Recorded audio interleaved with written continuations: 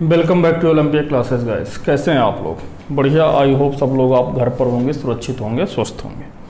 तो चलिए हम लोग शुरू करते हैं फिजिक्स में आगे से। तो पिछले लेक्चर पे हमने ये पढ़ा था कि जो गोलीय संधारित्र होते हैं उनकी एनर्जी कितनी होती है और उनके लिए हम लोग कैपेसिटेंस वगैरह क्वेश्चन वगैरह कैसे करते थे, कितनी एनर्जी का लॉस होता है, ये सब सारी हमने चीज़ें पढ़ लिया था। कि चार्जों का पुनर्वितरण पढ़ लिया था, पोटेंशियल, कॉमन पोटेंशियल पढ़ लिया था, उभयनिष्ठ विभव पढ़ लिया था। फिर कितना ऊर्जा का हानि होता है यदि किसी कैपेसिटर को दो कैपेसिटर को एक तार से जोड़ते हैं, ये सब सारी चीज़ें हमने पढ़ लिया था। तो अब हम आज उसी के आगे क्वेश्चन करते हैं। तो एक आपको क्वेश्चन है, ध्यान से देखना कि एक आपका स्फीयर है ए, ठीक है, इसकी रेडियस आपकी आर है। एक आपका स्फीयर है बी, इसकी रेडियस आपकी 2r है। बोला है कि इस पर जो सरफेस चार्ज डेंसिटी है वो सिग्मा है और इस पर भी जो सरफेस चार्ज डेंसिटी है वो भी कितनी है? सिग्मा है। कितनी बोला है? सिग्मा। ठीक है, कह रहा है कि अब इन दोनों स्फीयर को, स्फीयर ए और बी को एक तार की सहायता से जोड़ा जाता है। तो आपको यह बताना है आवेश प्रवाह की दिशा, आवेश प्रवाह की दिशा तथा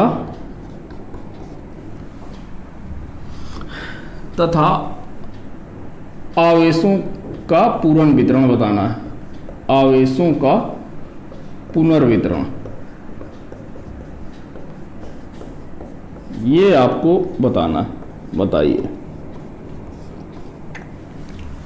तो आपको पता है कि देखो सरफेस चार्ज डेंसिटी, मैं सीधे सॉल्यूशन कर रहा हूं। सरफेस चार्ज डेंसिटी सिग्मा बराबर क्या होता है? Charge upon surface area, charge upon surface area. तो हमने मान लिया कि इस पर चार्ज कितना है? Q है। ए पर चार्ज, QA पर चार्ज जो है वो इतना है और QA का सरफेस एरिया कितना हो जाएगा? गोले का सरफेस एरिया होता है 4 पाई आर स्क्वायर। तो आर कितना है? Capital R. यहां से QA की वैल्यू आपकी आ गई कितना? Sigma into 4 pi r square. इसी तरीके से QB मतलब B पर चार्ज जो आपका आएगा वो कितना आ जाएगा? सिग्मा इंटू 4 पाई आर की जगह पे कितना है? 2r का स्क्वायर। तो जब हम इसको करेंगे तो ये हो जाएगा 16 सिग्मा पाई आर स्क्वायर। ये क्लियर हुआ। अब आपको क्या बताना है? आवेश प्रवाह की दिशा। तो आवेश कहां से कहां तक जाता है? हाई विभव से, उच्च विभव से निम्न विभव की ओर। तो ए पर पोटेंशियल कितना हो जाएगा?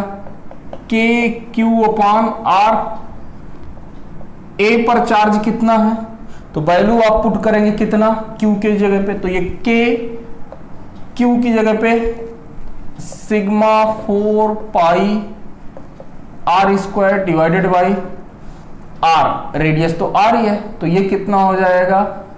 के सिग्मा 4 पाई आर। ये रहा। बी पर पोटेंशियल कितना हो जाएगा? बी पर पोटेंशियल ये है QB अपॉन आर। तो आर कितना है यहां पर? 2r है। तो यहां से देखो तो के QB की वैल्यू कितनी है? 16 sigma pi r square upon r की जगह पर क्या करना है? 2r। तो r से r कैंसिल, कितना बचेगा? ये बचेगा 8 के सिग्मा पाई आर। तो यहां से देखो कौन ज्यादा है? ये वाला ज्यादा है कि ये वाला ज्यादा है? तो आपके B का पोटेंशियल क्या है? अधिक है। पोटेंशियल किसका अधिक है? B का। B का पोटेंशियल अधिक है, यानी VB is greater than VA। अतः आवेश का प्रवाह V से A की तरफ होगा। ये क्लियर हो गया। अब इसके बाद आवेशों का पूर्ण वितरण देख लेते हैं। क्या देखना है? आवेशों का पूर्ण वितरण। हमने मान लिया कि ये क्या है, जब इसको तार से जोड़ दिया जाता है तो A पर आवेश Q1 डैश हो जाता है। तो इसका फार्मूला क्या होता है? Q1 प्लस का Q2 मतलब QA प्लस का QB divided by C1 plus का C2 इंटू C1। ठीक है। और अब यहां पर जो दिया हुआ है, कह रहा है कि इन दोनों की धारिता जो है उसने C दिया हुआ है। कितनी दिया हुआ है? C दिया हुआ। ढंग से देखोगे तो इसकी जो धारिता R के लिए, यहां से देखना,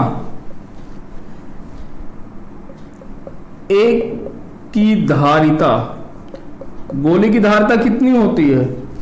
तो A की धारिता C बराबर कितना होता है? CA बराबर 4 pi epsilon not into R, यही हो जाएगा। और यहां से ये कितनी होती है? B की धारिता कितनी हो जाएगी? 4 पाई एप्सिलॉन नॉट। इसकी रेडियस कितनी हो जाएगी? B की रेडियस 2R है, तो 2R का मल्टीप्लाई हो गया। तो यदि ये C है तो ये कितना हो जाएगा? ये 2C हो जाएगा। तो यहां से देखो, क्लियर हुआ ना ये कि A की धारिता। मैं ये पहले करवा चुका हूं, पहले ही दिन, शायद पहले या दूसरे दिन मैंने ये क्वेश्चन करवाया था। तो अब यहां से QA की वैल्यू, अब वैल्यू पुट करेंगे तो सिग्मा 4 पाई R स्क्वायर। इसकी वैल्यू पुट करेंगे तो ये हो जाएगा sigma 16 pi R square divided by C1 और C2 को ऐड करेंगे तो CA प्लस का CB कितना हो जाएगा? 3C, और C1 की वैल्यू C। तो यहां से C से C कैंसिल, तो ये हो जाएगा कितना? 20/3 sigma pi R square A dash के लिए। A डैश के लिए कितना आ गया? ये। और B डैश के लिए यदि वैल्यू निकालेंगे तो B डैश की QB डैश की वैल्यू, तो ये फिर से ऐड होगा, तो ऐड होने के बाद तो वही आएगा इनका। तो ये कितना हो जाएगा? 20 sigma pi R square divided by, ये तो नीचे भी कितना रहेगा? टोटल C, लेकिन इधर मल्टीप्लाई किसका होगा? 2C का। तो C से C कैंसिल हो जाएगा, तो ये हो जाएगा 40 sigma pi R square upon 3। ये QB डैश हो जाएगा। ये रहा, मतलब ये QA डैश और QB डैश क्या है? जब तार को जोड़ दिया जाता है तो उसके बाद इस पर आवेश कितना बचेगा और इस पर आवेश कितना होगा, ये सब सारी चीजें। तो चलिए पहले इसको नोट कर लेते हैं। नोट करिए, फिर अगला क्वेश्चन किया जाए ना। नोट करिए इसे।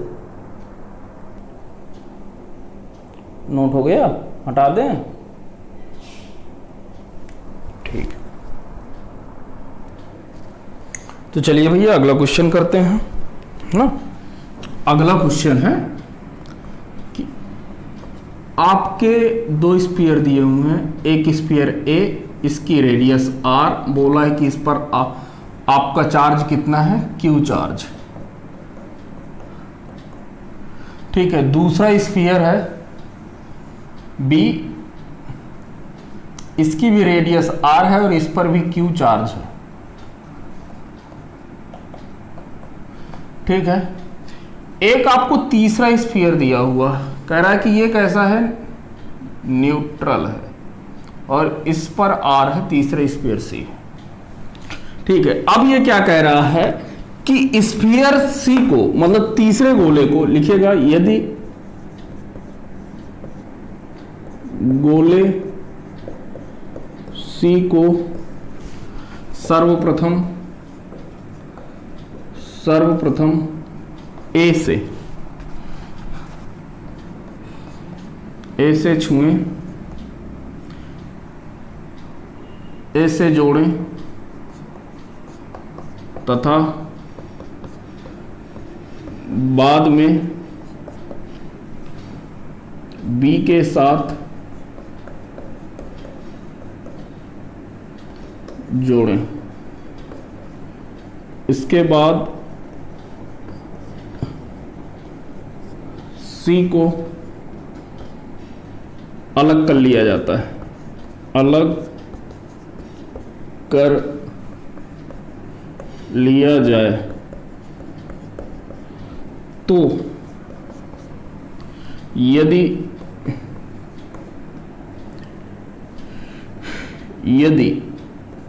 ए व बी के मध्य शुरुआत में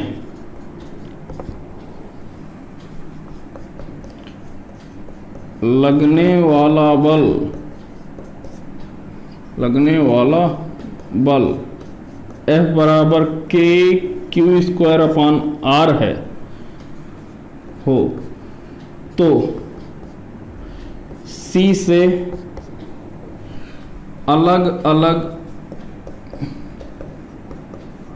जोड़ने के पश्चात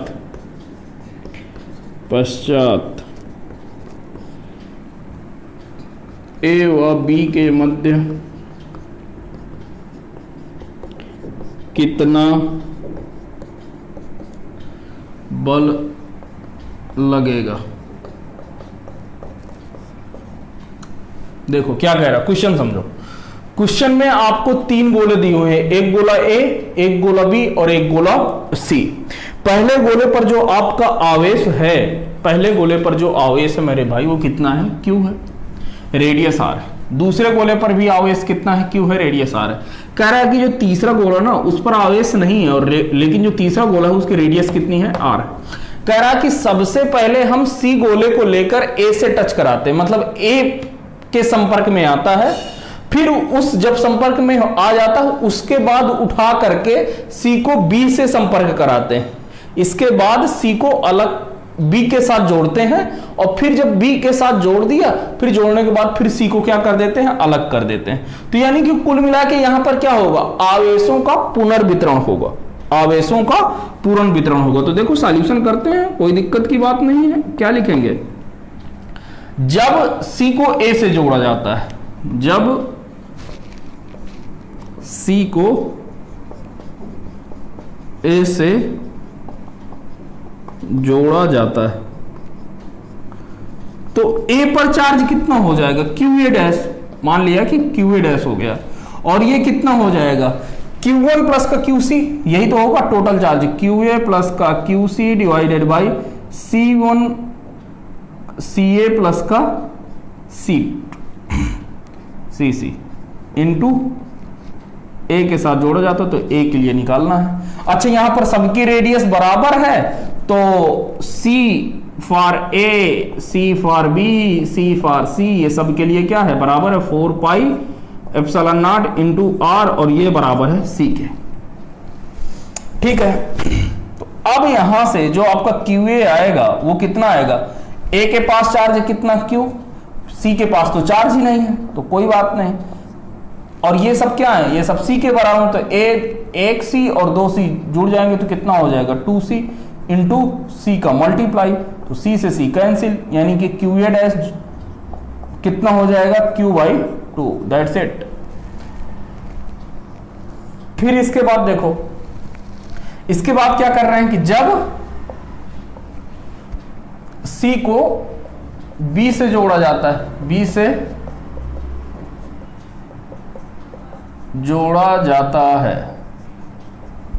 अच्छा पहले बात समझना यार, जब C को किससे जोड़ रहे हैं, B से जोड़ रहे हैं, तो यहां पर A पर आवेश कितना आ गया Q/2, तो आधा आवेश किधर चला गया, C पर। तो अब C पर आवेश कब, ये जो C पर आवेश होगा ना मेरे भाई, पहले बात समझने की कोशिश करना, ये जो C पर आवेश होगा वो कितना होगा Q/2। इसके बाद तो यहां पर लिख लीजिए C पर आवेश कितना हो जाएगा, QC हो जाएगा, ये Q/2, क्योंकि आधा तो इससे यहां पर आ गया। तो अब यहां पर कितना हो जाएगा, QB डैश के लिए चलो, तो QB डैश के लिए कितना हो जाएगा, QB प्लस का QC डिवाइडेड बाई, मतलब CC का योग, इसका CB प्लस का CC इंटू CB।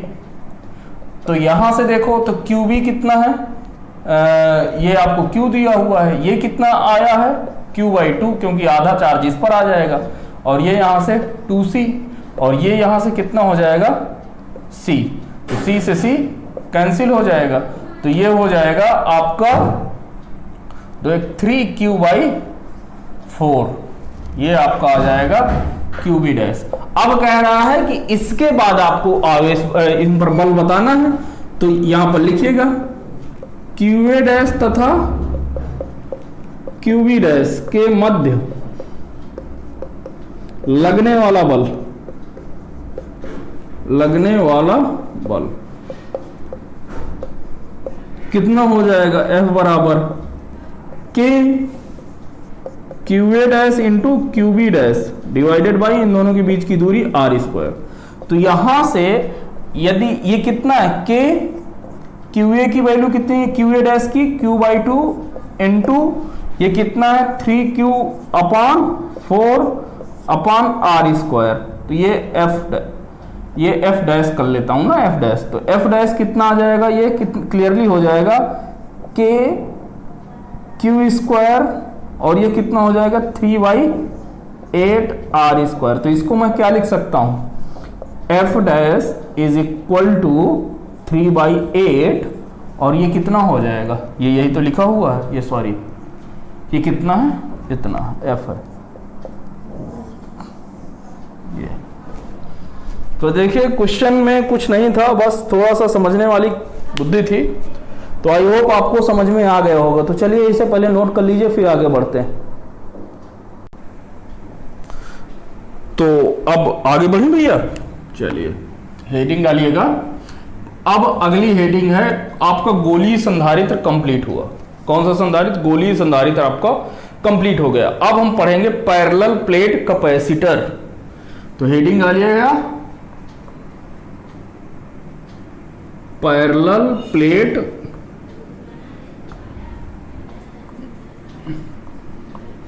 कैपेसिटर, समांतर प्लेट संधारित्र, समांतर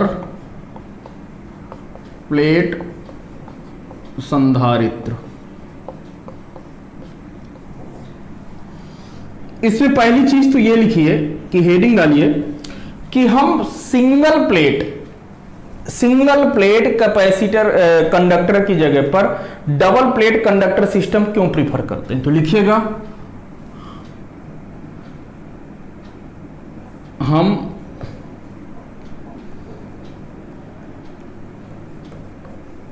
एक चालक प्लेट के ऊपर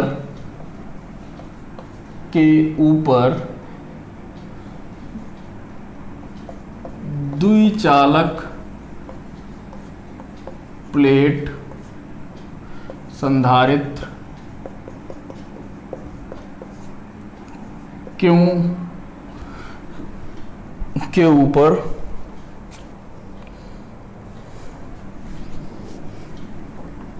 द्विचालक प्लेट निकाय, या निकाय कैसे लिखते हैं, प्लेट निकाय प्रयोग करते हैं संधारित्र बनाने के लिए, संधारित्र बनाने के लिए। देखो इसका मतलब यह है, क्या लिखा हुआ है, ये कह रहा है कि आप एक प्लेट से संधारित्र क्यों नहीं बना रहे हैं, एक प्लेट से ही संधारित्र क्यों नहीं बना रहे हैं, आप दो प्लेट का प्रयोग करके क्यों संधारित्र बनाना है। ठीक है, तो बनाने के लिए करते क्या है, दो संधारित्र बनाने के लिए किसका प्रयोग करते हैं, द्विचालक प्लेट निकाय का प्रयोग करते हैं। ऐसा इस वजह से है, लिखिएगा हम ऐसा इसलिए करते हैं, हम ऐसा इसलिए करते हैं क्योंकि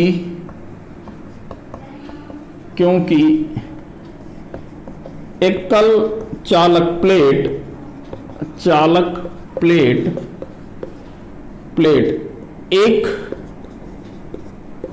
निश्चित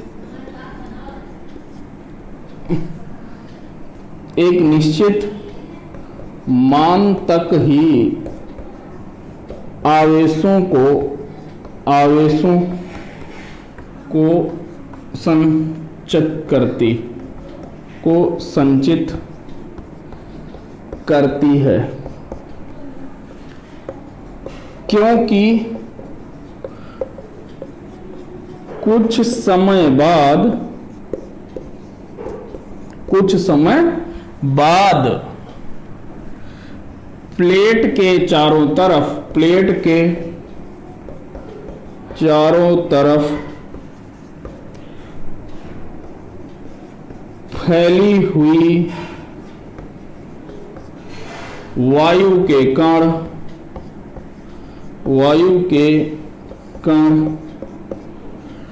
आयोनाइज्ड हो जाते हैं।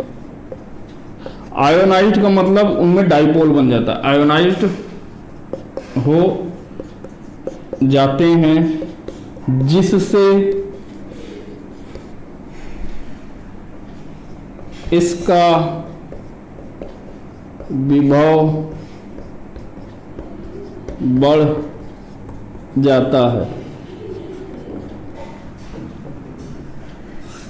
ठीक है, फिर अगली लाइन से है, जब हम विपरीत आवेश की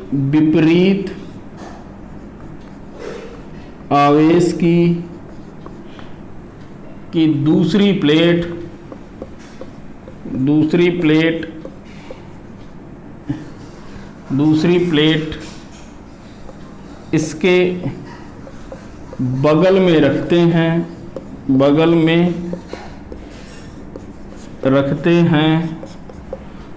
तो इनके मध्य विभवांतर घटता है, जिससे हम अधिक आवेश तथा ऊर्जा संचित कर सकते हैं,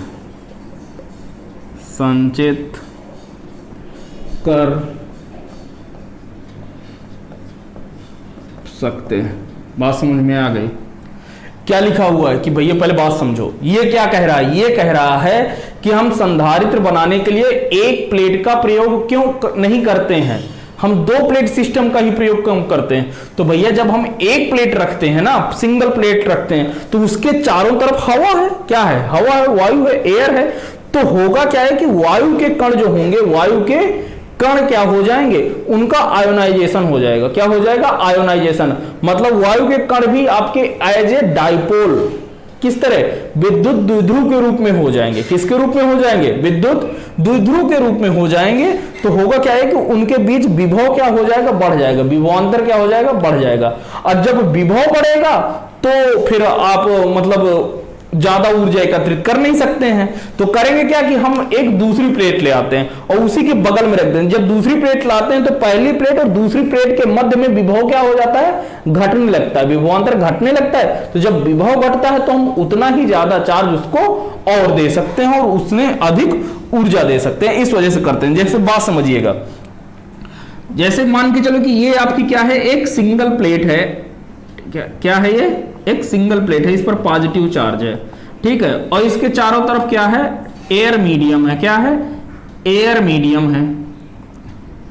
ये आपका वायु माध्यम है, वायु परावैद्युत पदार्थ है, परावैद्युतांक है, ठीक है। तो जो वायु के कण होते हैं वो क्या बना लेते हैं? डाइपोल बना लेते हैं, एक प्लस का तो एक माइनस का, ठीक है। ये माइनस, ये प्लस, ये इधर ये माइनस, ये प्लस, ये इधर ये माइनस, ये प्लस। तो ये सब क्या है? वैद्युत द्विध्रुव है, ठीक है।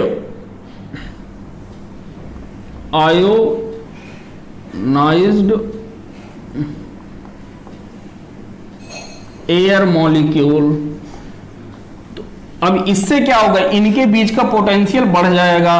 तो आयोनाइज्ड पोटेंशियल कितना होता है, आयोनाइज्ड जो आपका पोटेंशियल होता है ये होता है 3 × 10⁻6 वोल्ट होता है। ठीक है, तो इस वजह से हम क्या करते हैं, इसका एक सिंगल प्लेट का प्रयोग नहीं करते हैं। अब क्या करते हैं कि जब हम कैपेसिटर बनाते हैं तो एक आपकी ये 2 प्लेटें यूज करते हैं, ये पॉजिटिव तो ये निगेटिव। इससे क्या होता है, इन दोनों के मध्य क्या होता है, विभव घटता है। तो 2 पैरेलल प्लेट कैपेसिटर का जब हम प्रयोग करते हैं तो अधिक चार्ज और अधिक एनर्जी स्टोर होती है। लिख लीजिएगा,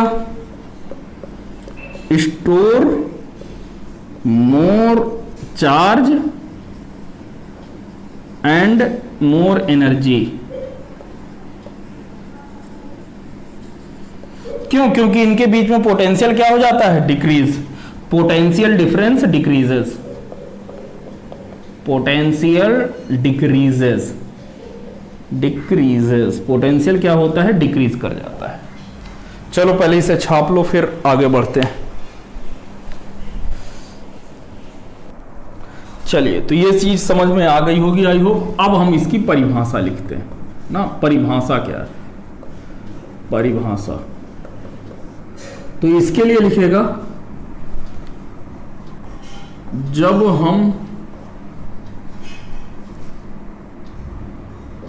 हम किन्हीं 2 चालक प्लेटों को, और इस चालक plate any size and any shape, ये किसी भी आकार और किसी भी आकृति की हो सकती हैं। ये जो 2 चालक प्लेटें हम ले रहे हैं वो किसी भी आकार और किसी भी आकृति की प्लेटें हो सकती हैं। तो जब हम किसी 2 चालक प्लेटों को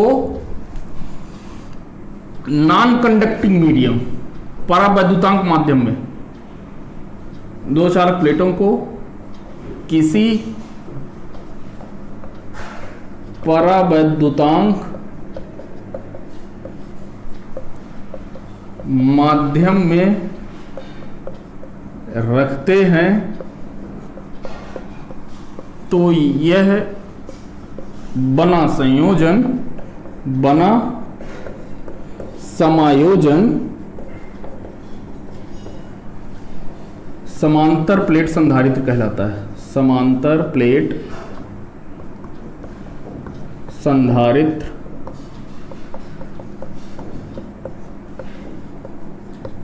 कहलाता है।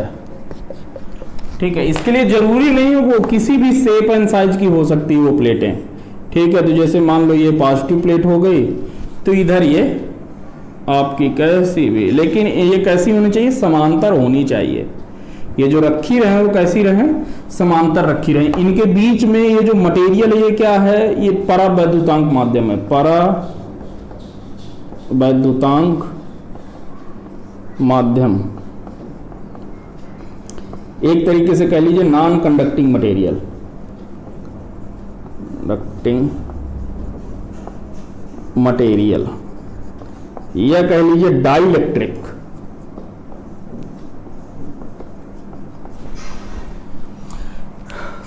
तो इसको छाप लीजिए, फिर आज का आखिरी टॉपिक समझते हैं कि क्या है वो। ठीक है, तो चलिए आज की अंतिम हेडिंग है समांतर प्लेट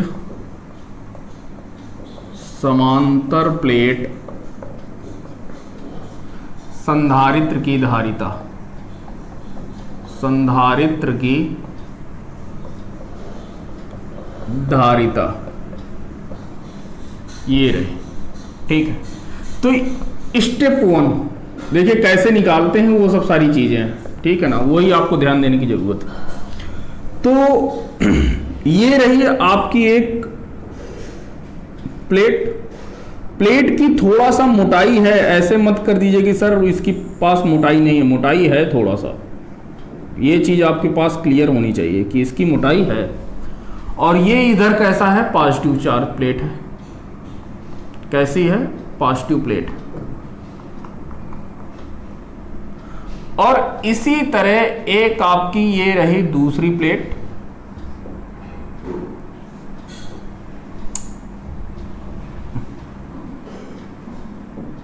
और इस पर जो आपका आवेश है वो कैसा है, ऋणात्मक आवेश है। कैसा है, ऋणात्मक आवेश है। बोला है कि इन दोनों के जो बीच की दूरी है वो कितनी है, स्मॉल डी है। कितनी है इन दोनों के बीच की दूरी, स्मॉल डी है।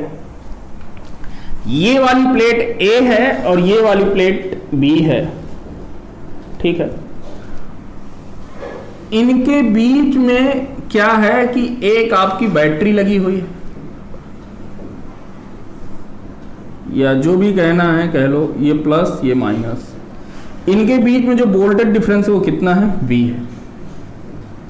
इनके बीच में A और B के जो बीच में जो वोल्टेज डिफरेंस है, पोटेंशियल डिफरेंस है, वो कितना है, V है। इस पर आवेश Q है, इस पर भी आपका आवेश Q है, ठीक है। तो ये तो रहा आपका फिगर कंप्लीट हुआ, ठीक है।